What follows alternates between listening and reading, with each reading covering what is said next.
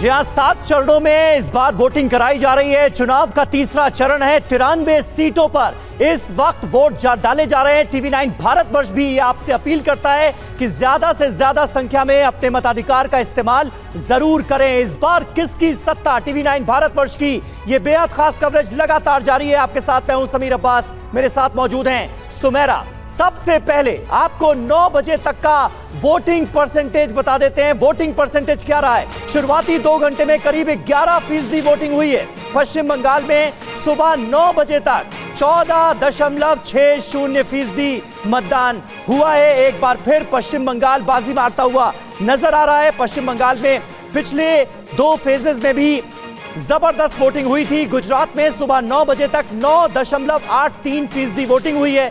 मध्य प्रदेश में सुबह 9 बजे तक 14% मतदान की खबरें आ रही हैं। बिहार में सुबह 9 बजे तक 10% मतदान हुआ है। इसके अलावा महाराष्ट्र में सुबह 9 बजे तक 6.64% वोटिंग हुई है।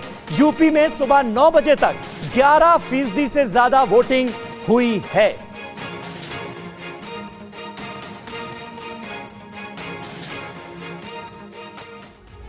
तीसरे चरण की 93 सीटों पर वोटिंग लगातार जारी है। गुजरात की गांधीनगर सीट से केंद्रीय गृह मंत्री अमित शाह, राजकोट से पुरुषोत्तम रुपाला, पोरबंदर से मनसुख मंडाविया जैसे दिग्गज चुनावी मैदान में हैं। प्रधानमंत्री मोदी ने अहमदाबाद में अपना वोट डाला है। अमित शाह, भूपेंद्र पटेल, शिवराज सिंह चौहान, ज्योतिरादित्य सिंधिया जैसे दिग्गजों ने भी अपना वोट डाला है।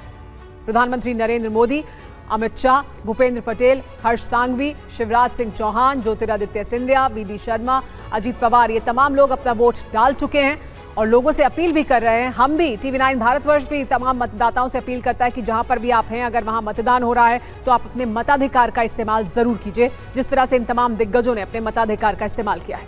बिल्कुल, और आने वाले वक्त में ज्यादा से ज्यादा वोट परसेंटेज हमारे सामने हो, ये हम उम्मीद कर रहे हैं। अलग अलग सीटों पर क्या हाल है, वोटर्स का रुझान क्या है, जानने के लिए सीधे रुख करेंगे अपने तमाम संवाददाताओं का जो हमारे साथ इस वक्त मौजूद हैं। मध्य प्रदेश के राजगढ़ से हमारे संवाददाता कुमार विक्रांत हमारे साथ मौजूद हैं। नीरू लगातार हमारे साथ बनी हुई हैं। अहमदाबाद से वो हमारे साथ लाइव जुड़ी हुई हैं। रुपेश कुमार का भी हम रुख करेंगे, बिहार से वो हमारे साथ मौजूद हैं। शिवांग माथुर भी मुझे स्क्रीन पर नजर आ रहे हैं। मैनपुरी भी आपको लिए चलेंगे, जहां से पंकज झा हमारे सहयोगी हमारे साथ मौजूद हैं और प्रोफेसर पुष्पेश पंत और जयशंकर गुप्ता जी हमारे साथ स्टूडियो में ही मौजूद हैं।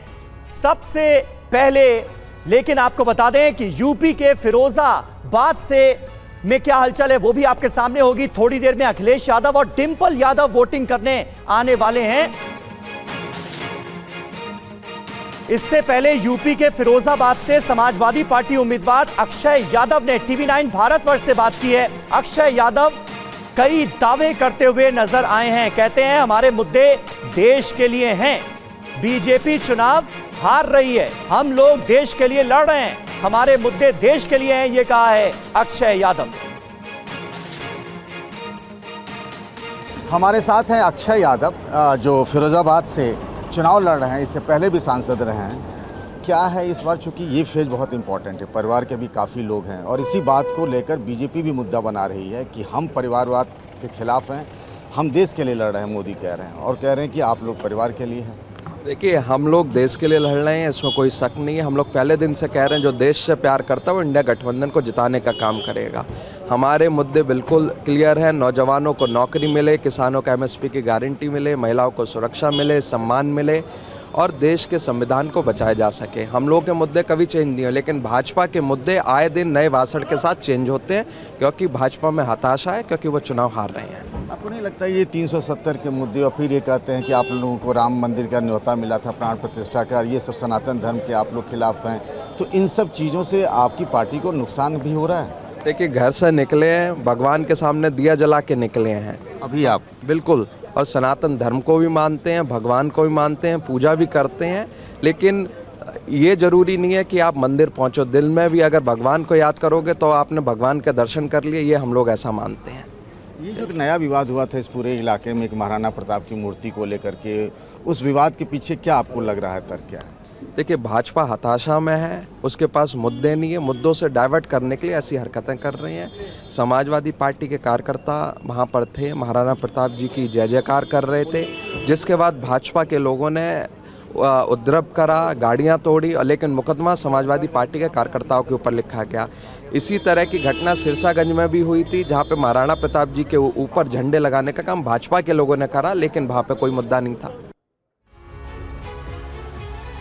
और मैनपुरी में ही मौजूद है TV9 भारतवर्ष संवाददाता पंकज, आपने अभी अक्षय यादव से बात की है, जानकारी मिल रही है धर्मेंद्र यादव भी यहाँ पहुंचे, यानी पूरा परिवार पहुंच रहा है साथ में डिंपल यादव और अखिलेश यादव के।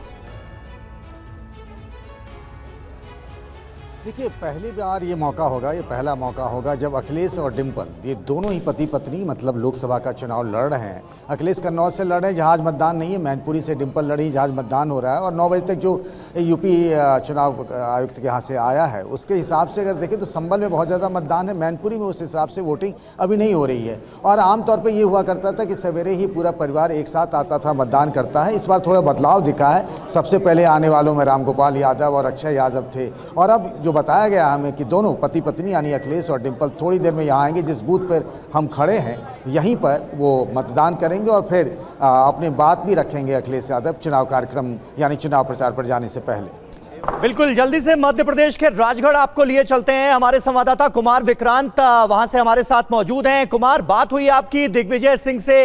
इस बार मतदाताओं से कई बार दिग्विजय सिंह भावुक अपील करते हुए भी नजर आए हैं। कितना प्रभाव नजर आ रहा है उनका इस सीट को लेकर, क्योंकि मध्य प्रदेश की सभी सीटें जीतने का दावा बीजेपी का है। देखिए, 77 साल के दिग्विजय सिंह भावुक अपील कर रहे हैं कि उनका आखिरी चुनाव है। 1991 में आखिरी बार राजगढ़ से वो सांसद बने थे।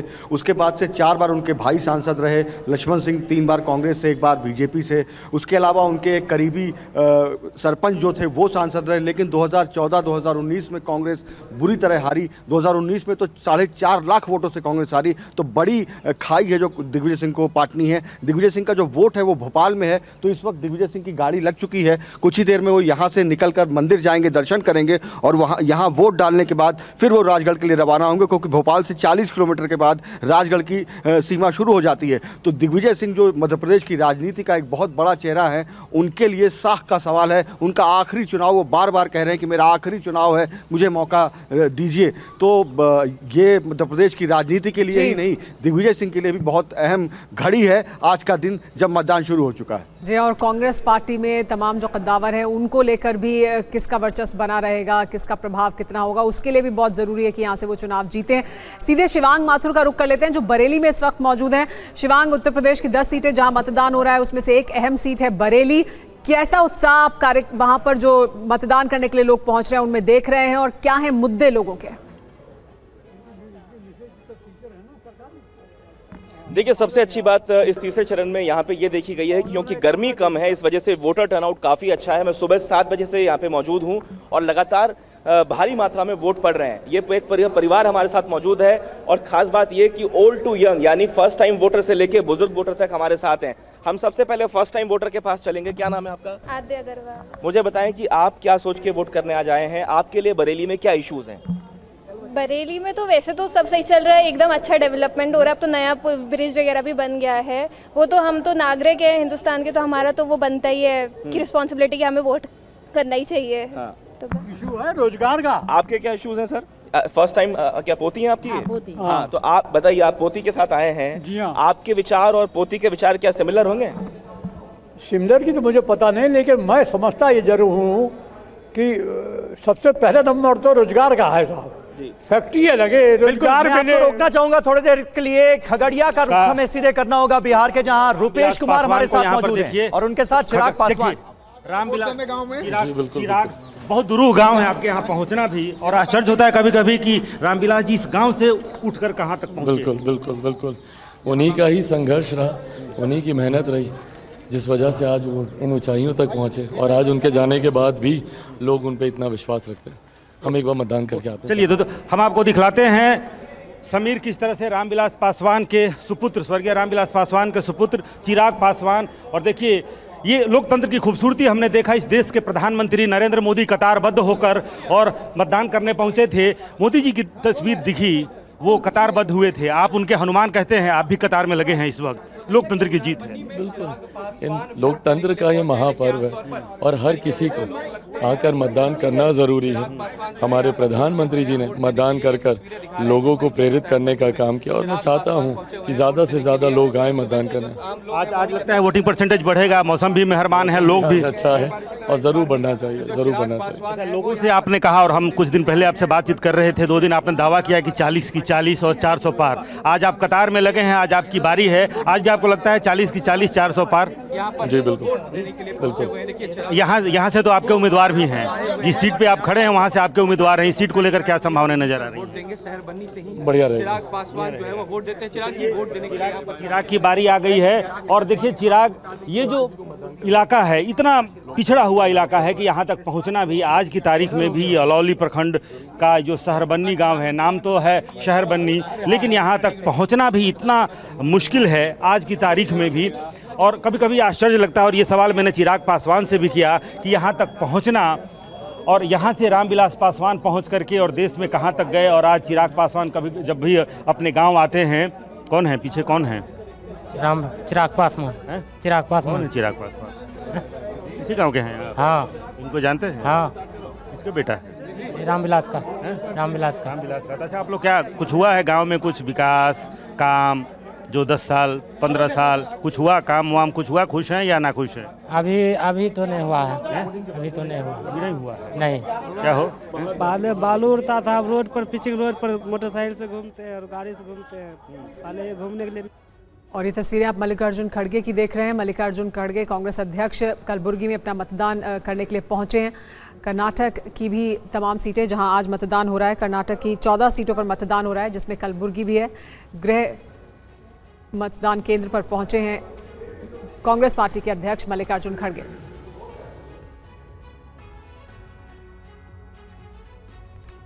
तो देखिए, तीसरे चरण में 93 सीटों पर वोटिंग हो रही है। हर सीट का हाल हम आपके सामने रख रहे हैं। आज की वोटिंग की सबसे खास बात यह है कि प्रधानमंत्री नरेंद्र मोदी ने भी आज अहमदाबाद में वोटिंग की। गांधीनगर से बीजेपी प्रत्याशी अमित शाह के लिए प्रधानमंत्री ने वोटिंग की, यानी उसी सीट के पोलिंग बूथ पर प्रधानमंत्री नरेंद्र मोदी ने मतदान किया है, जहां से अमित शाह बीजेपी के उम्मीदवार हैं। इस दौरान पीएम मोदी पैदल चलते हुए बूथ पर पहुंचे, जहां खुद अमित शाह ने उनका स्वागत किया। रास्ते में प्रधानमंत्री ने बच्चों को ऑटोग्राफ भी दिए और बच्चियों को दुलार भी किया।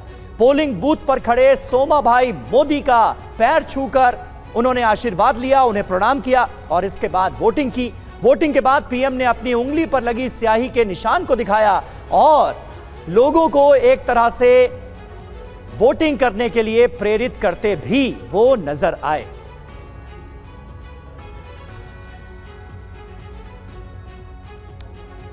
अहमदाबाद के रानिप में जब प्रधानमंत्री मोदी वोट डालने पहुंचे तो वहां उनकी एक झलक पाने के लिए लोगों की भीड़ उमड़ी हुई थी। वहां मौजूद एक महिला ने प्रधानमंत्री मोदी को राखी भी बांधी।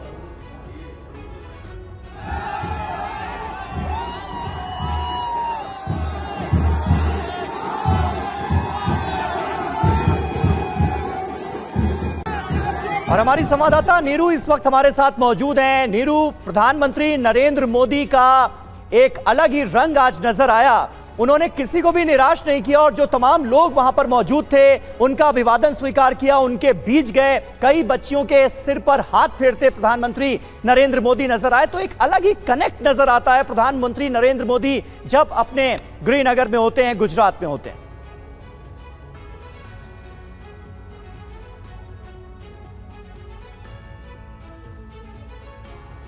जी बिल्कुल, मैं आपको बता दूं, ये तीसरे चरण के मतदान में सबसे बड़ा आकर्षण का जो केंद्र रहा वो है प्रधानमंत्री का वोटिंग को लेकर। सुबह 6 बजे से सभी लोग वहां पर मौजूद थे, हमारी टीम भी वहां पर मौजूद थी और जिस तरह का पूरा हमने माहौल वहां पर देखा, लोग बच्चों के साथ, बुजुर्गों के साथ, अपने परिवार के साथ वहां पर पहुंचे थे सिर्फ और सिर्फ प्रधानमंत्री मोदी की एक झलक पाने के लिए। और मोदी और अमित शाह का एक अलग ही अंदाज वहां पर देखने मिला, जिसको देखकर लोग काफी भावुक हो गए और प्रधानमंत्री मंत्री सभी से मिले, कई बच्चों ने स्केचेस बनाए थे, उस पर ऑटोग्राफ भी दिए। उसके बाद अमित शाह ने भी नारायणपुरा सब डिविजनल ऑफिस जो है वहां पर अपनी वोटिंग की है। इस वक्त मैं मौजूद हूँ गुजरात विश्वविद्यालय में, जहां पर भारी मात्रा में लोग आ रहे हैं। मैं आपको एक खास बात बता दूं, जिस तरह से चुनावी सरगर्मियां तेज है, उसी तर्ज पर यहाँ पे गर्मी का पारा भी चरम पर है, लेकिन लोगों का उत्साह भी उतना ही तेज है। लोग अपने घरों से बाहर आ रहे हैं वोट करने के लिए, गर्मी के बावजूद भी। आप कितने बजे आए और क्या इस बार तो खास मुद्दे हैं जिसको ध्यान में रखकर आप वोट कर रही हैं? मैं आई हूँ 1 घंटे पहले करीबन, बट जस्ट अ सजेशन कि एटलीस्ट पानी की बोतल रखनी चाहिए, बिकॉज इतनी गर्मी है, 1 घंटे से इंसान खड़ा रहता है तो प्यास तो लगेगी। जी बिल्कुल, गर्मी बहुत है, लेकिन मुद्दे कौन से हैं जिसको लेकर आपने आज वोट किया है? मुद्दे तो यही हैं कि जो आरक्षण है उसको बंद करना चाहिए, और देश की जो प्रगति है उसके लिए जैसे प्राइम मिनिस्टर मिस्टर मोदी काम कर रहे हैं उसमें हम सबको सपोर्ट करना चाहिए। जी बिल्कुल, आप क्या कहना चाहेंगी? बस यही कि ये लोकशाही का महापर्व है, तो हमें अपना अधिकार जताना चाहिए, वोट देना चाहिए।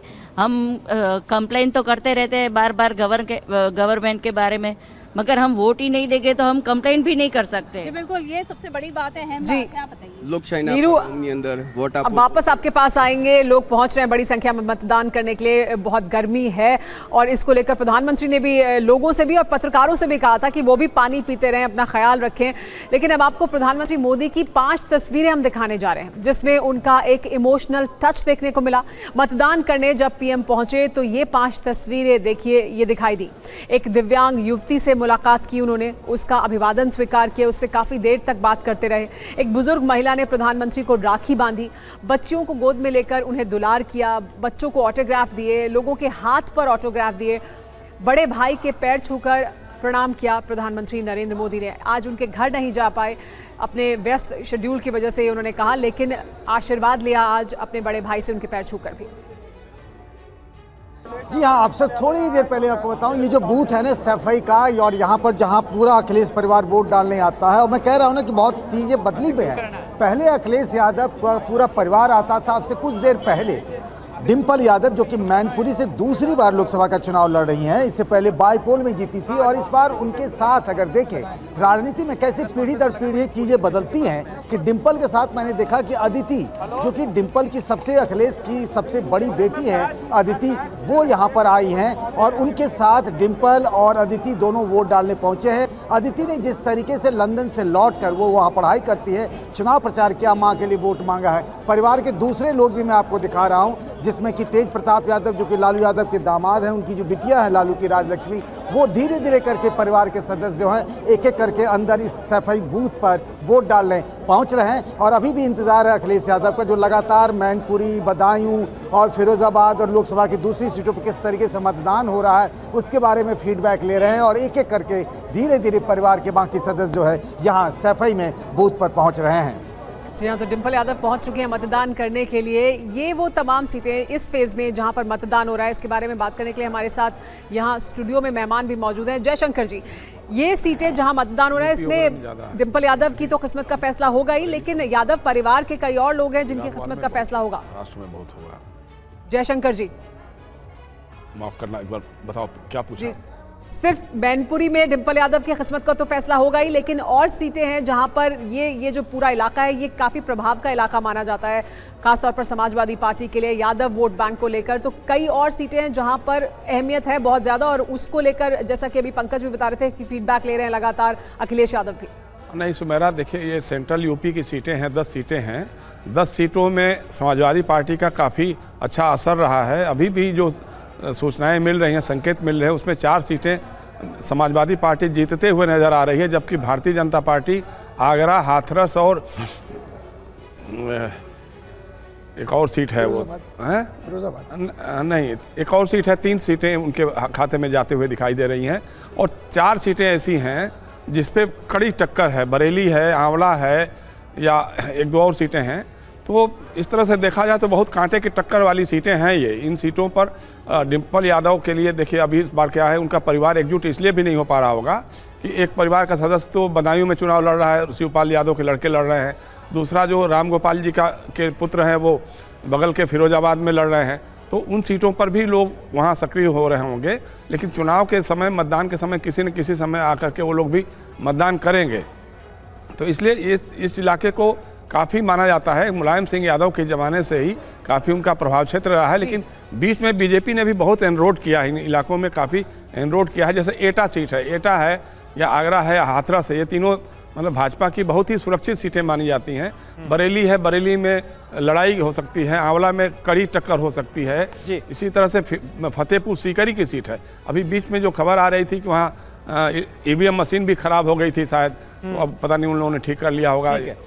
ठीक है, प्रोफेसर पुष्पेश पंत भी हमारे साथ मौजूद हैं। अगर हम यूपी की ओवरऑल पिक्चर के बारे में आपसे राय लेना चाहें पुष्पेश जी, तो क्या सूरत हाल इस बार नजर आ रहा है? बीजेपी देखिए दावा करने के लिए तो 80 में से 80 का भी दावा किया जा रहा है, लेकिन 2014 और 2019 में यूपी के अंदर जो शानदार परफॉर्मेंस रही भारतीय जनता पार्टी की, उसे देखते हुए आप कैसे एनालाइज करेंगे? कितनी चुनौती इस बार इंडिया गठबंधन की समाजवादी पार्टी और कांग्रेस मिलकर देते नजर आते हैं? देखिए, मेरा मानना ऐसा है कि यदि तर्कसंगत ढंग से वस्तुनिष्ठ विश्लेषण करें तो 19 वाली स्थिति तो नहीं हो सकती है। कम से कम 10-12 सीटों का नुकसान स्पष्ट भाजपा को उत्तर प्रदेश में होता नजर आता है, जिसमें पश्चिमी उत्तर प्रदेश है, जिसमें मध्य उत्तर प्रदेश है और पूर्वांचल है। और अभी जो जयशंकर जी कह रहे थे कि ऐसा नहीं है कि भाजपा का ही वर्चस्व एक छत्र है, जो ये वाला इलाका है, मैनपुरी, इटावा, सफाई, फिरोजाबाद वाला, वहाँ यादव परिवार, यादव वर्चस्व है। और परिवार की फूट की चर्चा बार बार करने से कोई हासिल होता नहीं, या शिवपाल जी की जबान कब फिसली कब नहीं फिसली। ये जहाँ जातिवाद की पकड़ है, जहाँ एक भला नेताजी को ही अपना लोग लीडर मानते हैं, कुछ समाजवादी प्रभाव बहुत पहले से रहा है, बलराम सिंह यादव के ज़माने से भी रहा है, तो मुझे लगता है कुल मिलाकर ये सीटें भाजपा अपने खाते पर मानकर नहीं चल सकती है। जबान फिसलने का आपने जिक्र किया, ये बड़ा इंटरेस्टिंग है। पीएम मोदी ने तो एक चुनावी सभा से इस बात का जिक्र कर दिया कि इस बार शिवपाल यादव जो है उनका आशीर्वाद मिल रहा है। और इससे पहले एक वक्त था जब मुलायम सिंह यादव ने कह दिया था कि भाई आप दूसरी बार सत्ता में आए, संसद के अंदर, उसका जिक्र भी कर दिया था पीएम ने। नहीं, देखिए, मुझे लगता है कि ज़बान तो किसी की भी फिसल सकती है, कभी भी फिसल सकती है, मतलब ईमान नहीं फिसलना चाहिए। और ये इस परिवार में एक आज से अधिक बार ये हो चुका है कि शिवपाल जी छोड़कर जा भी चुके हैं, वापस भी आ चुके हैं, मगर कुल मिलाकर ये नई पीढ़ी अपने लिए जगह तलाश कर रही है, और वो भाजपा के खेमे में नई पीढ़ी यादव वंश की नहीं हो सकती। जी, और नई पीढ़ी से अक्षय यादव से बात की कुछ देर पहले पंकज झा ने। आजमगढ़ से समाजवादी पार्टी के प्रत्याशी धर्मेंद्र यादव से भी खास बातचीत की है TV9 भारतवर्ष संवाददाता पंकज झा ने। क्या उन्होंने कहा वो भी सुनिए। यूपी में आज तीसरे राउंड का लोकसभा चुनाव हो रहा है 10 सीटों पर। खासतौर से वो भी सीटें हैं जहां मुलायम सिंह अखिलेश परिवार का दबदबा रहा है। हमारे साथ हैं धर्मेंद्र यादव, जो खुद आजमगढ़ से चुनाव लड़ रहे हैं और यहाँ सफाई में वोट डालने गई। धर्मेंद्र जी, एक सवाल लोग पूछ रहे हैं, और सवाल प्रधानमंत्री भी कहकर पूछ रहे हैं कि भाई आप लोग परिवार ही कर रहे हैं और दूसरा कोई नहीं मिला क्या?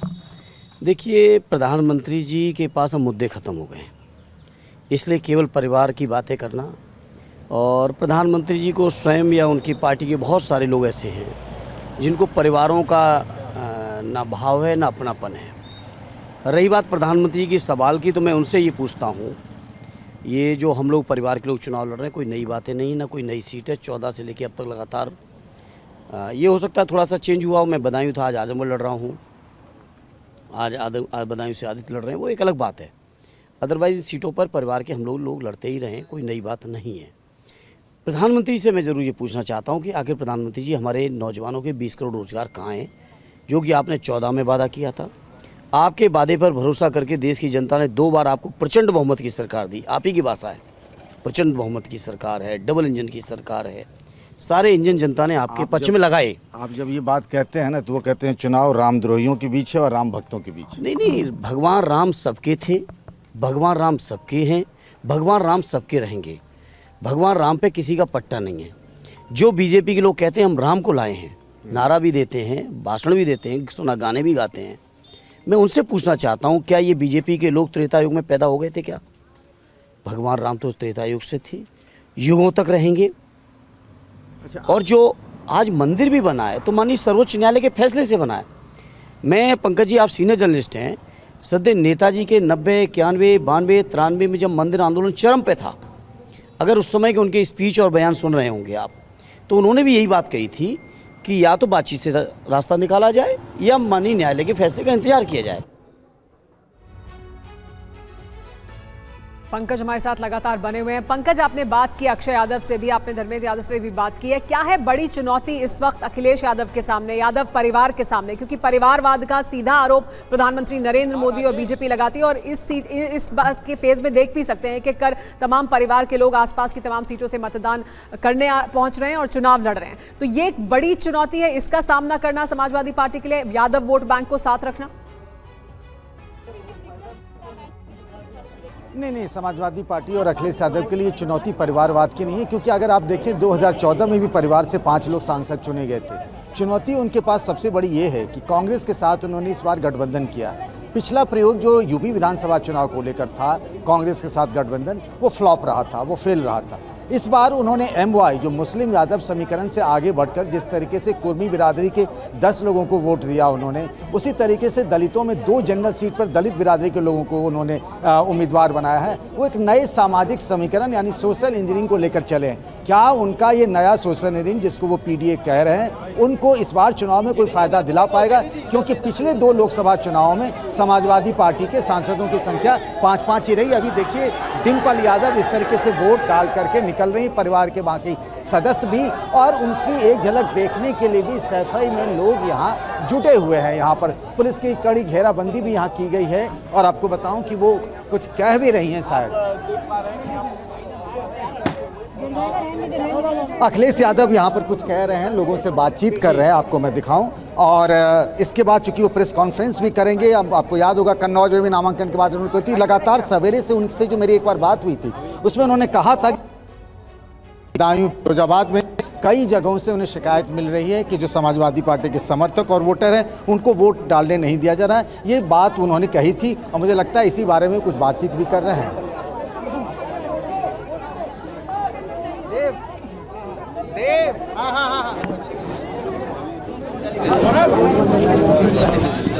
अभी देंगे गाली, पहले दे दी होगी, अभी देंगे। फोटो बना लीजिए, फोटो।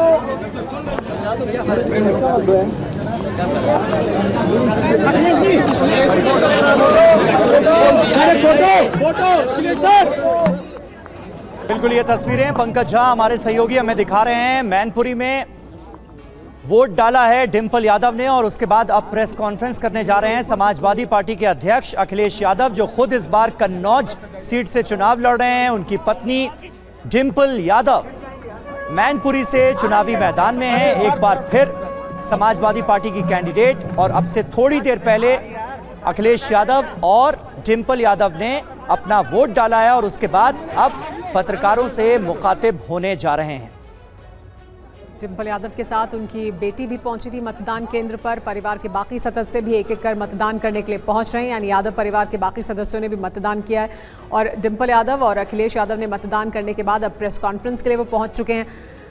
बड़ी चुनौती है समाजवादी पार्टी के सामने, गठबंधन इस बार कांग्रेस पार्टी के साथ, लेकिन इन सीटों पर क्या नतीजे सामने आएंगे और बाकी सीटों पर कितना प्रभाव होगा ये देखना होगा।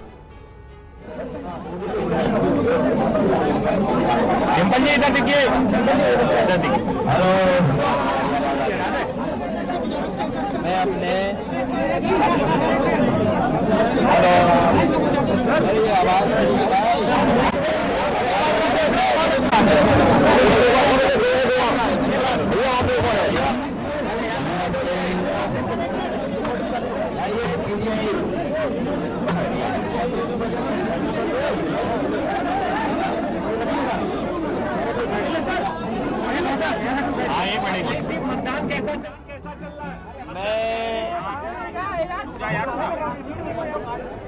मैं अपराध की भी सजा मिलनी चाहिए। हालांकि वो कहेंगे कि इलेक्शन कमीशन का फैसला है, लेकिन बीजेपी वाले जानबूझ करके गर्मी में वोट डलवाते हैं आपको तकलीफ पहुंचाने के लिए। हम लोग तो मेहनत करते हैं, इनको जाना है अपने बूथों को राउंड करने। तो बीजेपी वालों को इस बात की भी सजा मिलनी चाहिए। हालांकि वो कहेंगे कि इलेक्शन कमीशन का फैसला है, लेकिन बीजेपी वाले जानबूझ करके गर्मी में वोट डलवाते हैं आपको तकलीफ पहुंचाने के लिए। हम लोग तो मेहनत करते हैं, हाँ, इनको जाना है अपने बूथों को राउंड करने। तो ये जो गर्मियों में वोट पड़ रहा है, ये 1 महीने पहले भी वोट पड़ सकता है। मैं सभी अपने साथियों से और सभी मतदाताओं से अपील करता हूं, आज के दिन जब तीसरे चरण का वोट पड़ रहा है, ज्यादा से ज्यादा वोट पड़े। यही वोट है जो हमारे और आपके जीवन को बदल सकता है। सोच समझ करके मैं सभी मतदाताओं से अपील करता हूं, तीसरे चरण और अगले चरणों में जहां वोट पड़ेगा, सभी मतदाताएं ज्यादा से ज्यादा वोट डालें। और यही वोट है जो संविधान और लोकतंत्र मजबूत करेगा। जितना अधिक वोट होगा, जितना अधिक वोट डाला जाएगा, उतना ही हमारा आपका लोकतंत्र मजबूत होगा, लोकतंत्र पे भरोसा बढ़ेगा। यही वोट है जो हमारे जीवन में बदलाव लाने का काम करता है। आज जब हम और आप बातचीत कर रहे हैं, ऐसी सरकार हम लोगों ने देखी जिसकी हर बात झूठी निकली, वादे झूठे निकले, और अब गारंटी लेकर के आए हैं। ये गारंटी कुछ नहीं है, लोगों को केवल धोखा देने के लिए केवल नाम बदल गया है। जुमला, धोखा, झूठी का नाम गारंटी है। ना किसान की आय दोगुनी हुई, किसान मारा घूमा। और महंगाई इसलिए भी है कि भारतीय जनता पार्टी कुछ लोगों को मुनाफा पहुंचाना चाहती है। उन मुनाफे से इलेक्टोरल बॉन्ड ले रहे हैं और उनके खाते में जा रहा है। आज अगर हम महंगाई देखें, गाड़ियां तो बहुत महंगी हो गई हैं। मोटरसाइकिल की कीमत क्या हो गई है? 2014 में कोई चीज किसी की कीमत क्या थी और आज कीमत क्या है? ये सब मुनाफा ज्यादा कमाने दे रहे लोग, उसकी वजह से भी महंगाई है। भ्रष्टाचार की वजह से महंगाई है। और फिर बड़े बड़े सपने दिखाए इन्वेस्टमेंट के, कहीं इन्वेस्टमेंट आया हो जहां रोजगार मिले हो, तो ना इन्वेस्टमेंट आया और ना रोजगार, ना नौकरी। डिफेंस कॉरिडोर बनाने की बात कही, डिफेंस कॉरिडोर पता नहीं कहां बन रहा है। और फिर हमने कई मौकों पर फार्मूला बताया कि 60 लाख बच्चों का भविष्य अंधकार में डाल दिया सरकार ने। 60 लाख परिवार के अगर माँ बाप ही वोट इस सरकार के खिलाफ डाल देंगे तो 60 गुणा 3, 1 करोड़ 80 लाख, 1 करोड़ 80 लाख का अगर हम भाग दे दें तो आप खुद जानते होंगे कि एक लोकसभा में वोट कितना कम हो गया। कुछ जगह से सूचनाएं आ रही हैं, जबरदस्ती कर रही है सरकार। यहाँ पर भी आप अंदर डाल सकते हैं। सुनने में आ रहा है कि बाहर अधिकारी लगाए गए हैं ज्यादा। एडीएम और एसएसपी गाली दे रहा है चाचा। और जब मैं खुद गाड़ी से जब उतरा, उसे होश ही नहीं था पुलिस वाले को। बहुत बदतमीजी दे रहा है चाचा, गाली दे रहा है। गाड़ी के चारों तरफ भाग रहा था, चारों तरफ भाग रहा था। पता नहीं क्या खाना नहीं खाया था उसने, या बताया होगा सरकार ने कि जैसे कुछ हम लोग उतरे गाड़ी से चारों तरफ घूमना। मुझे तो खुद समझ में नहीं आ रहा कि क्यों गाड़ी के पास चारों तरफ घूम रहा था। और अगर कोई इस तरह की गाली गलौज करेगा तो गाली गलौज का लोकतंत्र में कहीं जगह नहीं है। हम लोग वोट डालने वाले लोग हैं और जीतने वाला कभी गुस्से में नहीं आता है, हारने वाला खिसियाता है।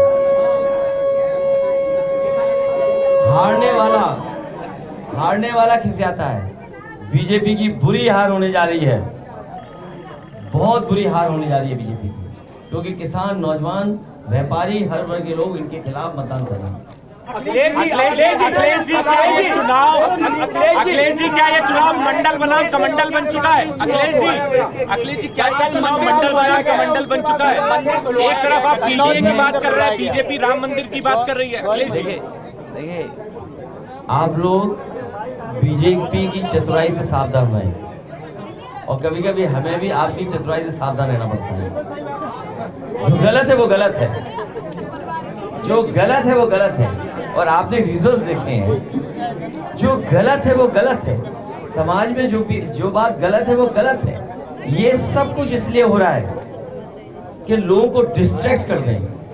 बीजेपी की चतुराई देखिए ना आप, ये चतुराई वाला काम था जो आप सवाल पूछ रहे। लेकिन आप बताइए डीजल पेट्रोल महंगा हो गया, मुनाफा कौन कमा रहा है? आपकी जरूरत की चीज महंगी हो गई, मुनाफा कौन कमा रहा है? खाद की बोरी से 5 किलो फिर 5 किलो, कौन मुनाफा कमा रहा है? और किसान का गेहूं सरकार कहीं खरीद नहीं रही और बाजार में रेट अच्छा मिल रहा है, सरकार क्यों रेट नहीं दे पा रही है? सरकार को जिम्मेदारी लेनी चाहिए, गेहूं की रेट अच्छी दे, सरसों के तेल की रेट अच्छी दे। क्या एमएसपी में सरसों की खरीद हो रही है? क्या गेहूं की एमएसपी में खरीद हो रही है? ये सरकार वो है जो किसानों को एमएसपी नहीं दे पाई और 1000 से ज्यादा किसान आंदोलन में जान चली गई। इन लोगों ने किसान पर थार चला दी। 2014 से जब से बीजेपी की सरकार आई है 1 लाख किसानों ने आत्महत्या की है, 1 लाख। और ये जो खाकी वर्दी वाले घूम भी रहे हैं, सुन लीजिए, ये खाकी वर्दी वाले, अभी तो फौज की नौकरी हुई है 4 साल की, 4 साल की फौज की नौकरी हुई है। ये जो खाकी वाले गुस्सा भी दिखा रहे हैं या जो इस तरह का व्यवहार कर रहे हैं, इनकी भी नौकरी बीजेपी वाले 3 साल में कर देंगे। और हो सकता है ये जो बड़े बड़े अधिकारी जो कंट्रोल करते हैं वो आउटसोर्स हो जाएं। और हम तो अपनी जिम्मेदारी के साथ अपने पत्रकार साथियों से कहता हूं, आप जानकारी करिए कि लेटरल एंट्री में जो लोग आए थे, लेटरल एंट्री में जो आए थे, बाबा साहब भीमराव अम्बेडकर जी का दिया हुआ संविधान के तहत तो उनकी अपॉइंटमेंट हुआ नहीं, आरक्षण के तहत तो अपॉइंटमेंट हुआ नहीं। क्या लेटरल एंट्री वाले नहीं भारत छोड़ के चले गए? तो ये जो लेटरल एंट्री वाले हैं, आउटसोर्स में अधिकारी आ रहे हैं, कल को ये जो बड़े बड़े अधिकारी पुलिस के ये भी आउटसोर्स हो जाएंगे। तो लोकतंत्र को हमें सावधान करना है। गांव, गरीब, किसान उनके हकों को छीन रही है। हमें क्या दिन पड़ा है, पूरा दिन भर वोटिंग होगी, अभी तो शाम तक वोटिंग होनी है। और मल्लिकार्जुन खड़गे की इंडिया गठबंधन के सहयोगियों को चिट्ठी, मतदान के आंकड़े को लेकर सहयोगियों को चिट्ठी लिखी है। ईसी के मतदान आंकड़े देरी से जारी करने पर मल्लिकार्जुन खड़गे ने यह खत लिखा है।